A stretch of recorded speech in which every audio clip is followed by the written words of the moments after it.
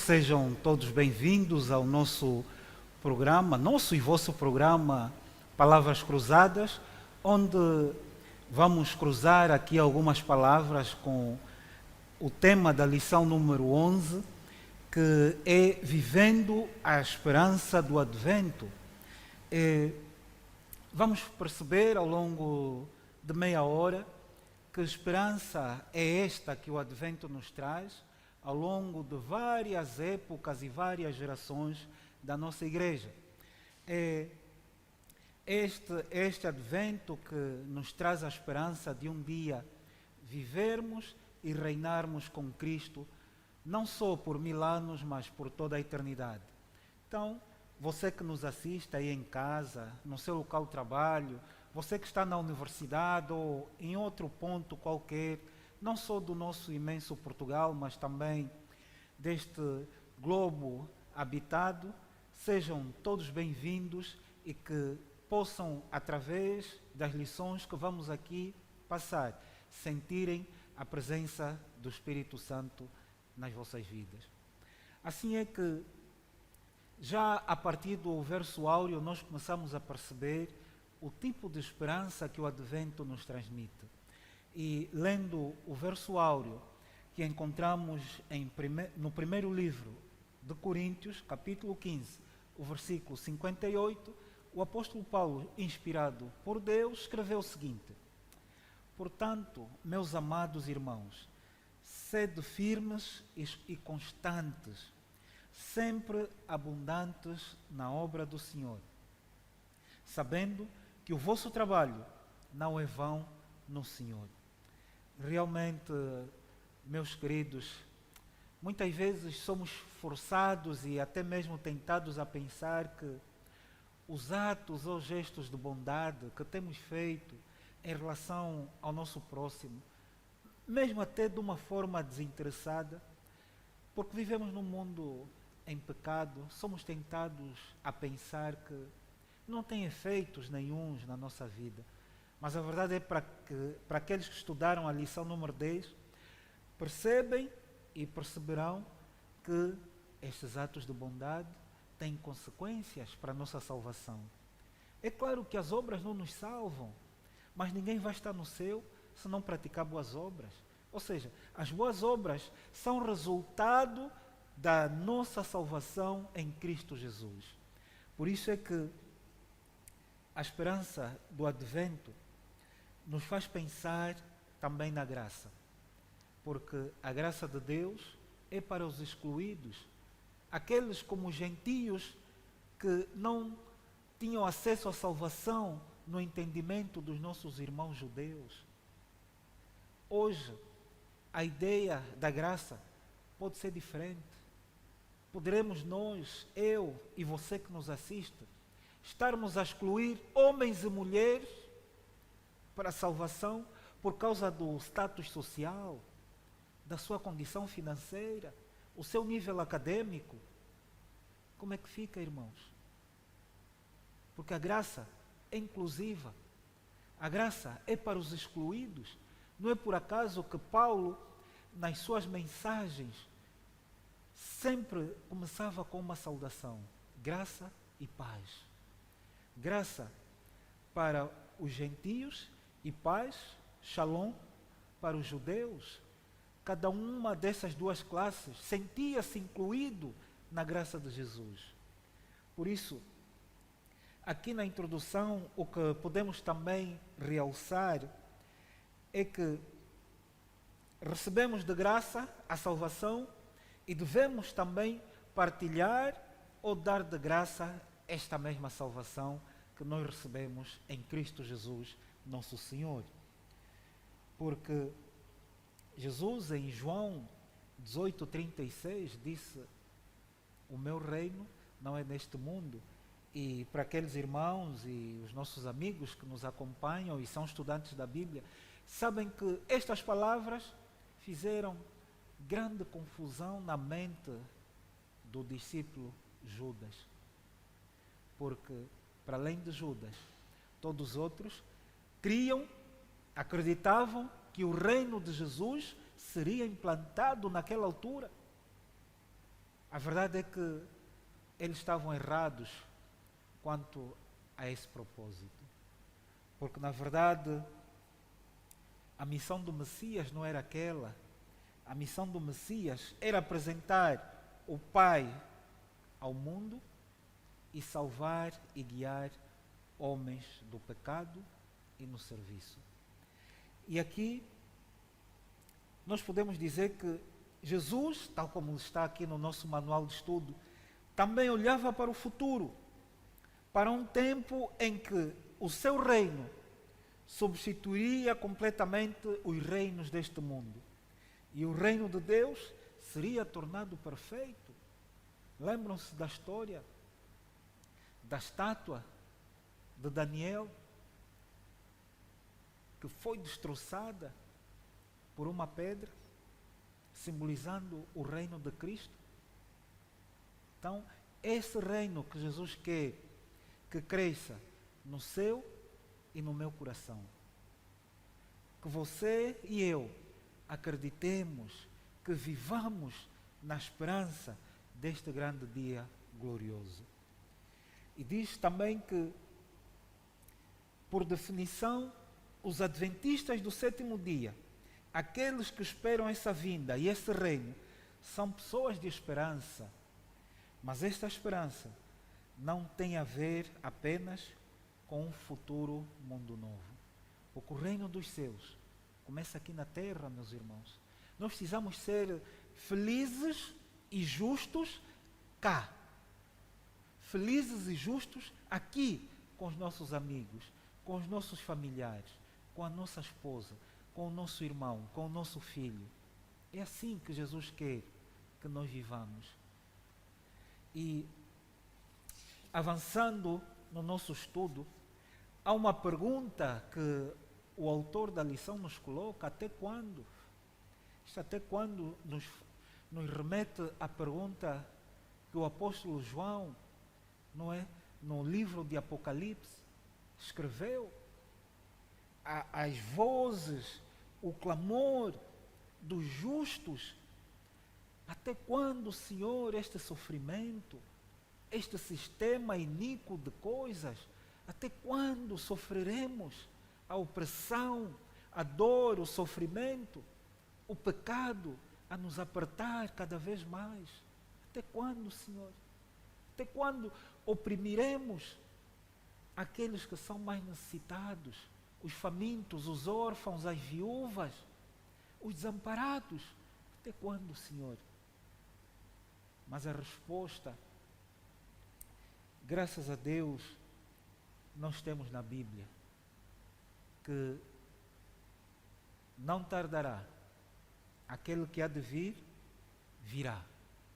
Mas é necessário que eu e você nos preparemos, porque nada nos interessará este dia chegar e se nós não estivermos preparados, se nós não vivermos a realidade do reino dos céus, se nós não vivermos os ditames dos mandamentos do Senhor, porque como igreja e como cidadãos da eternidade, nós precisamos não só de falar, mas de viver o Evangelho. Porque o Evangelho é uma pessoa, é Jesus Cristo. Por isso é que esse Evangelho é eterno. E falando um bocadinho mais sobre a lição de domingo, até quando, diz que ao longo da história da Bíblia há um apelo repetido do povo de Deus, especialmente dos que experimentaram a escravatura, o exílio, a opressão, a pobreza, as outras injustiças e tragédias, meus irmãos. Tudo isso para quê? Pedindo que Deus intervenha. O Senhor precisa de intervir. A maldade toma proporções jamais imagináveis na mente do ser humano. Hoje o ser humano cada vez mais teme o próprio ser humano. Maridos a matarem esposas, filhos a matarem os pais, avós a matarem os netos. São situações que nós vimos e olhamos para a mídia, que muitas vezes a vontade e a certeza que temos é que precisamos também de nos desligar dos mídias, fazermos se calhar um jejum das redes sociais, dos telemóveis, WhatsApps, Facebooks. É tanta informação que acabam por obstruir tudo aquilo que Deus preparou para nós, irmãos. Isso é um perigo que nós vivemos hoje. Estamos a cada dia nos tornando cristãos e cidadãos secularizados.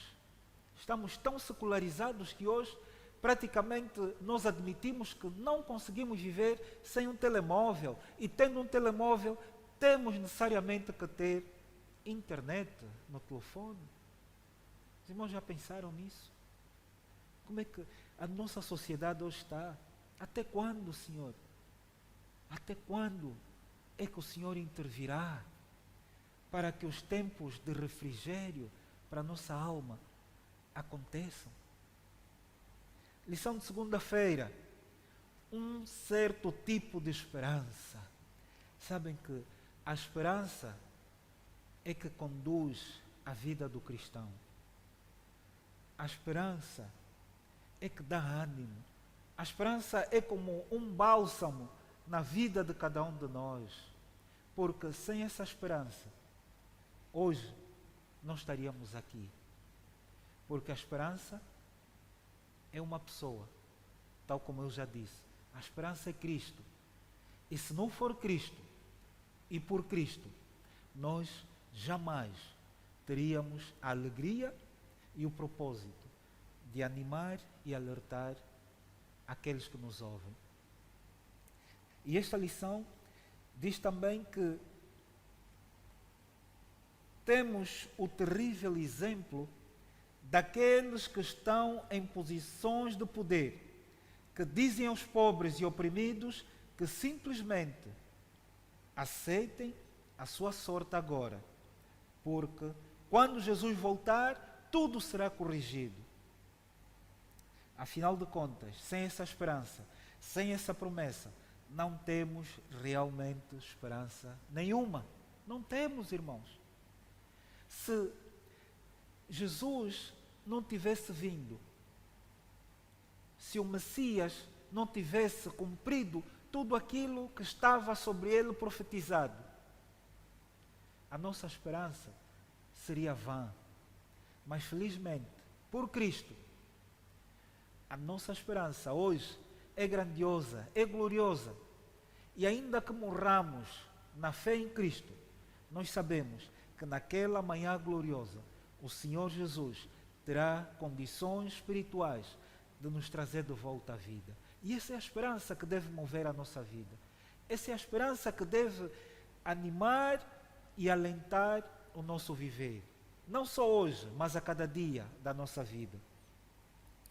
Porque uma saudável confiança nas promessas de Deus relativas ao futuro que Ele tem para este mundo deveria ser o catalisador para um envolvimento enérgico, a faísca para uma vida rica e profunda que faz a diferença junto dos outros. Que é assim que Jesus quer que nós vivamos. É assim que eu e você devemos viver, meus irmãos. Que esta esperança, que esta promessa possa animar e reavivar a sua vida. Vamos fazer agora uma breve pausa, um curto intervalo, para passarmos então uma música que é sempre, como vocês sabem, aqueles que são frequentadores e utilizadores deste programa, uma gentileza do programa Sexta Noite da Igreja de Avintos. Então, boa escuta e voltaremos dentro de minutos.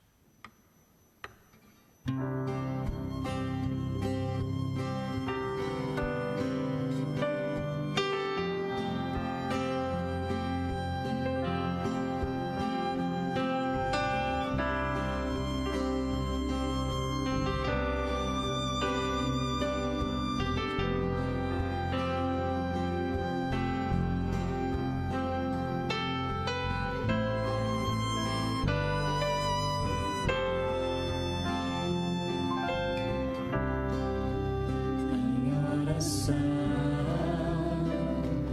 eu entrego minha vida ao Senhor. Em consagração, deixo tudo para trás, nova criatura sou, para viver mais a esperança. Vou proclamar o meu Salvador, somente em Cristo há segurança, em tu vai e vive mais, vai e vive mais a esperança.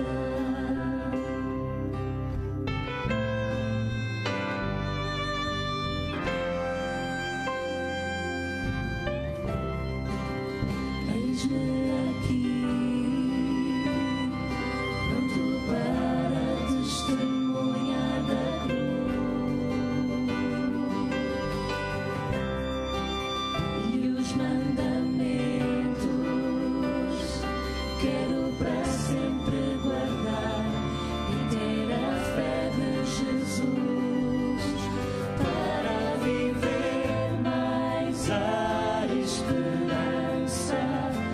Vou proclamar o meu Salvador, somente em Cristo há segurança, e tu vai e vive mais,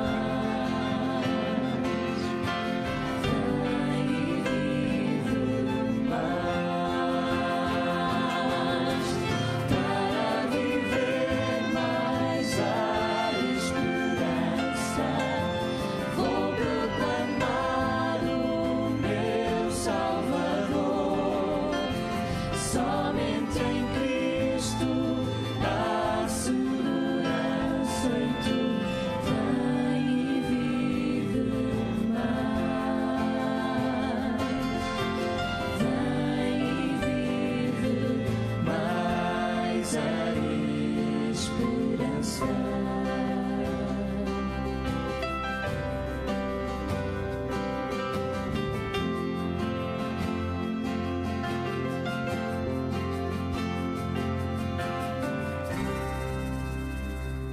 Muito bem, já estamos de volta para a segunda e última parte do nosso programa Palavras Cruzadas.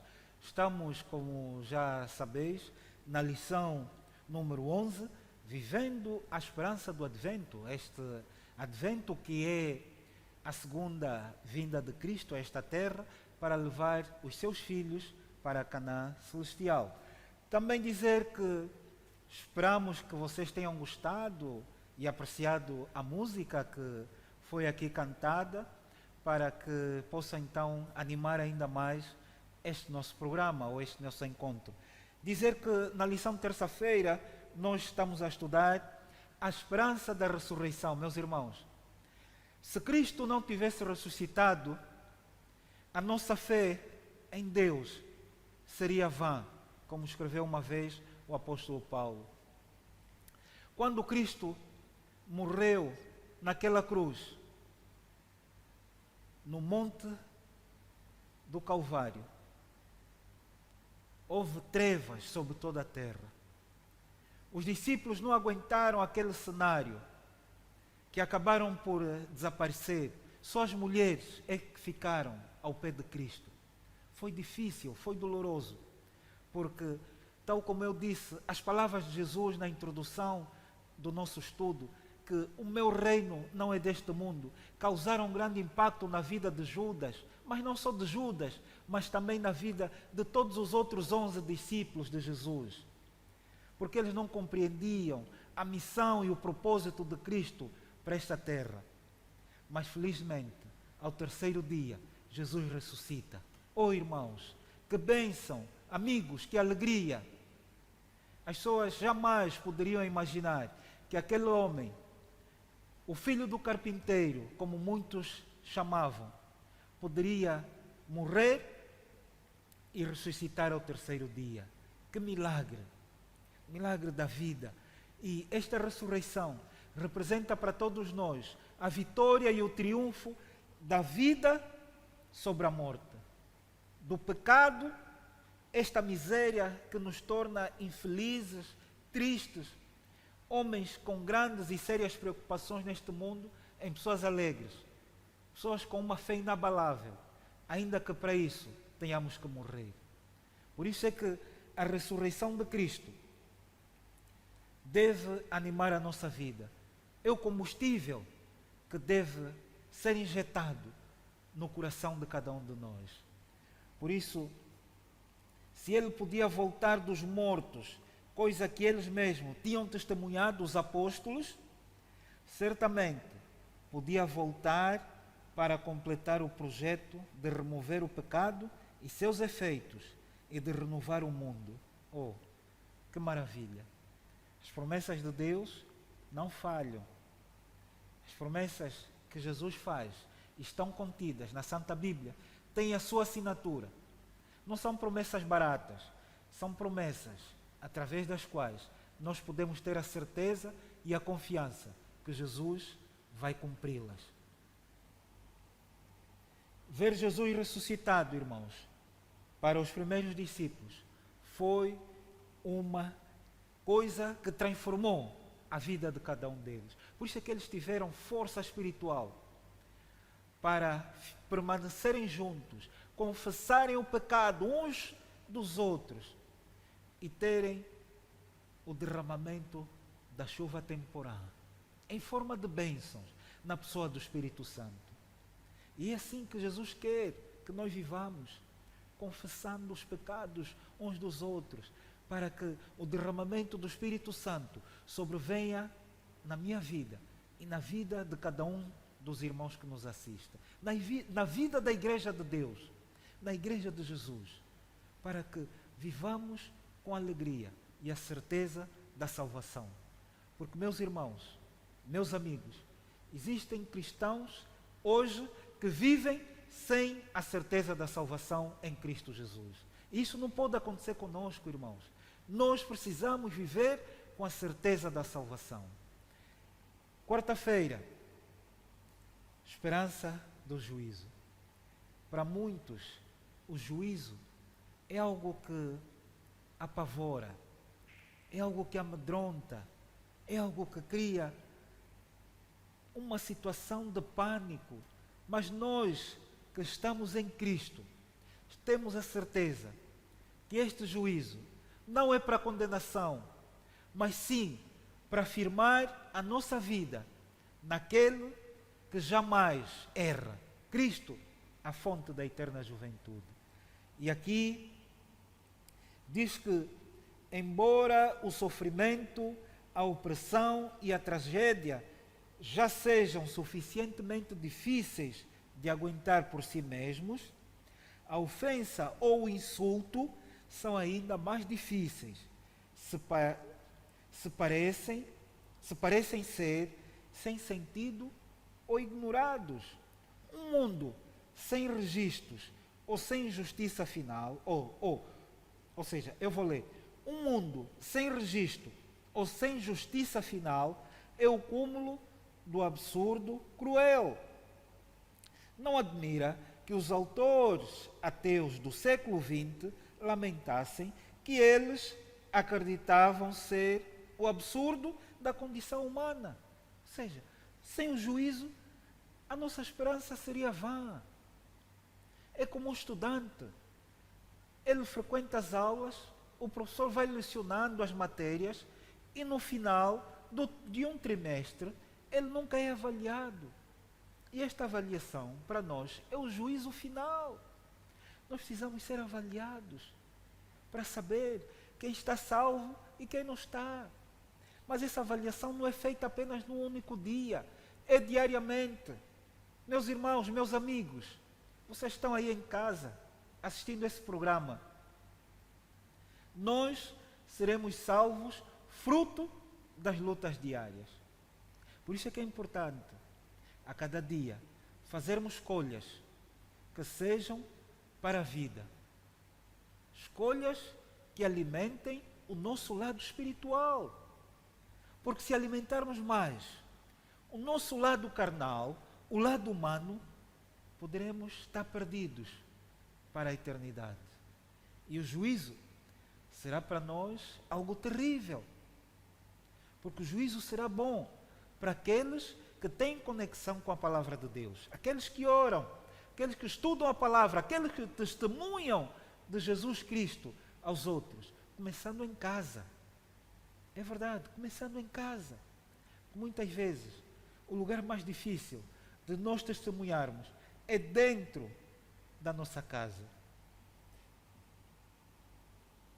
Esperem um pouco. Deus vai julgar. Portanto, tudo tem um sentido. De facto, agora tudo e todos são importantes. É verdade, no dia do juízo. O juízo feito por Deus é uma parte essencial da sua ação de endireitar o nosso mundo. Os que têm sido marginalizados, brutalizados, oprimidos e explorados, a promessa do juízo é seguramente uma boa notícia. Que seja para si e sua família também uma boa notícia.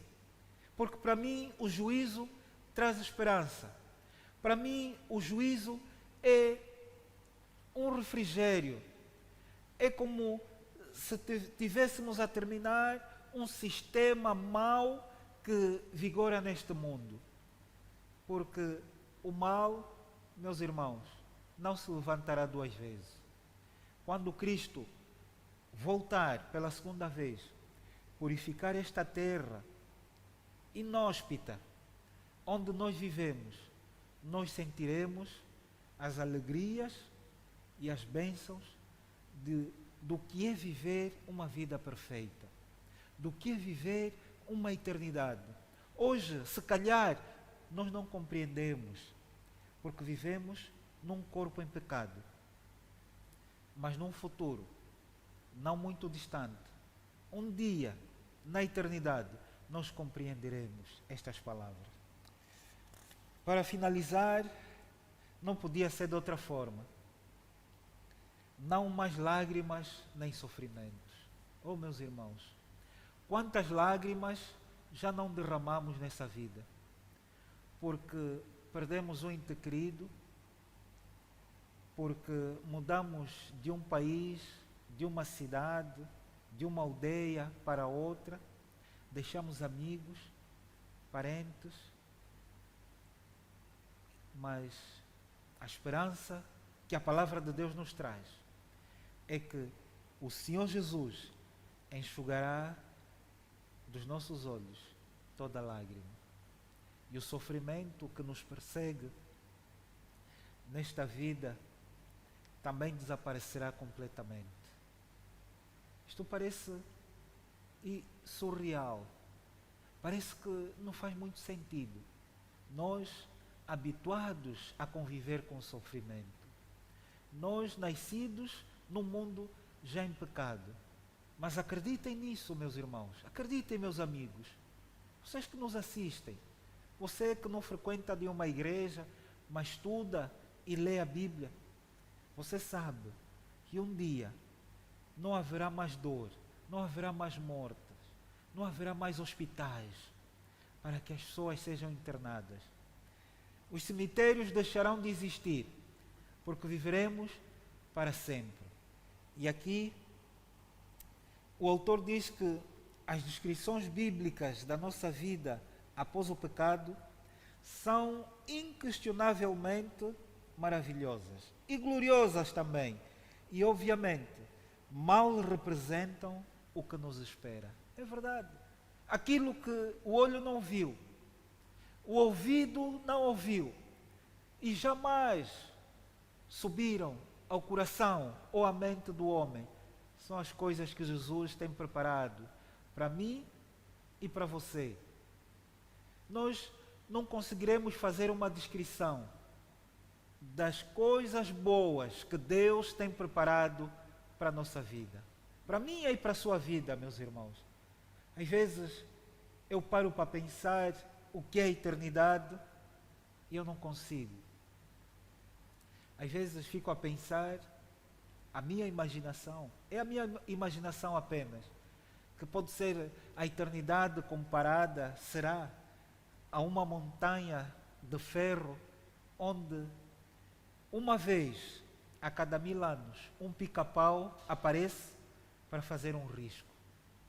Quando é que isso vai desaparecer? Nunca. Nunca. Por isso é que é a eternidade. E aqui diz que quando este mundo e tudo o que conhecemos pode ser difícil, imaginar uma vida sem dor e sem sofrimento, sem morte, sem medo, sem injustiça e sem pobreza. Porque Deus, tal como nós já dissemos, limpará dos nossos olhos toda lágrima. Deus limpará dos seus olhos toda lágrima, caro amigo, caro amiga que nos ouve. Deus fará isso. E se Deus prometeu, é porque Ele um dia vai cumprir.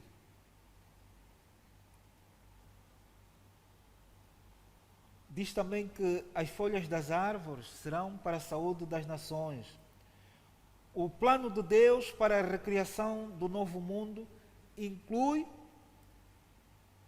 restaurar e curar cada um de nós. Nós precisamos de ser restaurados e curados por causa do pecado, porque o pecado destruiu propriedades que Deus tinha colocado no nosso coração. E Deus precisa regenerar. Nós vamos ser regenerados, seremos regenerados pela graça do nosso Senhor Jesus Cristo. Por isso é que, até lá, meus amigos, meus irmãos, até lá, procuremos ser tudo o que podemos em Cristo, fazendo a nossa parte, por vacilante pequena que ela possa ser, para servirmos os que nos rodeiam e que necessitam do que temos para oferecer. Seja o que for, palavras amáveis, uma refeição quente, ajuda médica, trabalho de dentista, roupas, aconselhamento, seja o que for que possamos fazer, devemos fazê-lo com um tipo de amor altruísta, um amor desinteressado, sem esperar recompensa, abnegado, dedicado, que Jesus manifestou quando esteve aqui. E para terminar, claro que o mundo vai piorar cada vez mais, apesar dos nossos melhores esforços. Jesus sabia disso. Contudo, essa verdade não o impediu de servir os outros e também não deve impedir-nos a nós.